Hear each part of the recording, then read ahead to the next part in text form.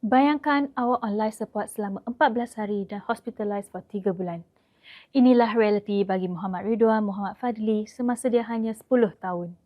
Namun, dia tak pernah berputus asa walaupun he's paralysed, facing speech and cognitive challenges.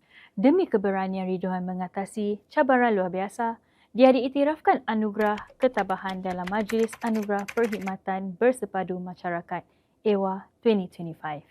Anugerah ini celebrates pencapaian golongan belia berkeperluan khas. You all mesti tertanya-tanya, CIS tu apa?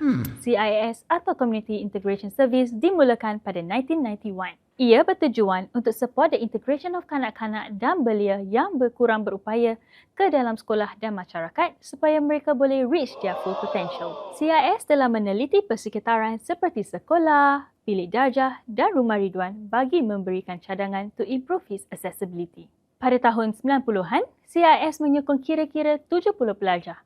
Now, that number is more than 300. Lebih-lebih lagi, bekas pelajar CIS consists of atlet Paralimpik, successful professionals serta pendukung masyarakat yang terus memberi inspirasi kepada orang lain. Kalau you all suka more of such stories, jangan lupa untuk follow, like and share OMG XBH.